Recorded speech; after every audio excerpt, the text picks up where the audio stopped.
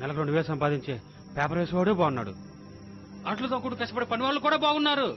రేయనక పగలనక ఎండలో గుడ్లు కాసేవాళ్ళు కూడా బాగున్నారు. అందరూ బాగున్నారు, నేను తప్ప. నేను నమ్ముకున్నందుకు ఈ కొండల్లో తూముల్లో బావుల్లో పిచ్చోడ తిరగటం సరిపోయింది. జీవితంలో మొట్టమొదటిసారి ఈ డబ్బు మీద విరక్తో చేసింది.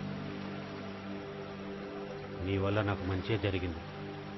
ఇంటి సామాను చదువుతున్నప్పుడు మా అమ్మ నా కోసం రాసిన లెటర్స్ దొరికాయి. ఒరే సుభాషు, ఈ రూపాయి సంపాదించడంలో ఏముంటుందిరా? ఆప్యాయంగా ఎప్పుడూ నలుగురు తోడుండాలి, ఎప్పుడూ పలకరించే వాళ్ళు పక్కనే ఉండాలి, ఆపదొస్తే కాపాడ్డానికి నీ వెనుక ఉండాలి. ఇలా మనకంటూ తోడు అండా దొరికినప్పుడు ఈ డబ్బుతో పని లేదురా. ఇవన్నీ లేని రోజు ఎంత డబ్బు ఉన్నా ఏం ఉపయోగం చెప్పు? ప్రేమ, అభిమానాలు, గౌరవం కాపాడుకుంటూ మన ఊర్లోనే ఉండరా సుభాషు. నా కోసం త్వరగా వస్తావు కదూ? ఆఖరి రోజుల్లో నా దగ్గర డబ్బు లేదని నేను బాధపడటం లేదు నాన్న. కట్టుకున్న భర్త, కన్న కొడుకు ఇద్దరూ ఆ డబ్బు సంపాదించే పనిలో ఉండి నన్ను ఒంటరిని చేసేశారు. మీరు లేకుండా ఇలా ఒంటరిగా ఉండలేకపోతున్నాను నాన్న. త్వరగా వచ్చేరా.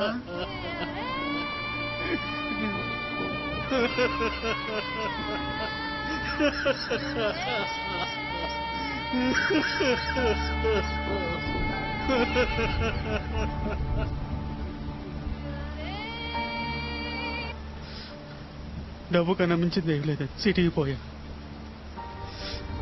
ఇవాళ మా అమ్మ రాసిన లెటర్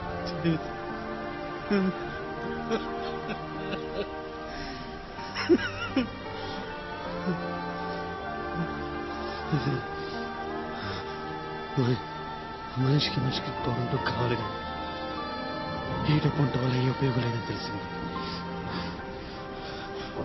అందుకే మా అమ్మ కట్టలేను, నాకు వద్దు. ఇన్ని రోజులు ఈ విషయం తెలియక ఇల్లు కట్టాలి, కాలు కొనాలని కాసులు కొరకు కనేసా. ఇక నాకే కోరికలు లేవు. ఇవాళ పోలీసు పట్టుకుని దొంగను ముద్రేసినా పర్లేదు. ఇది ఎవరి డబ్బులు వాళ్ళకే చేరాలి.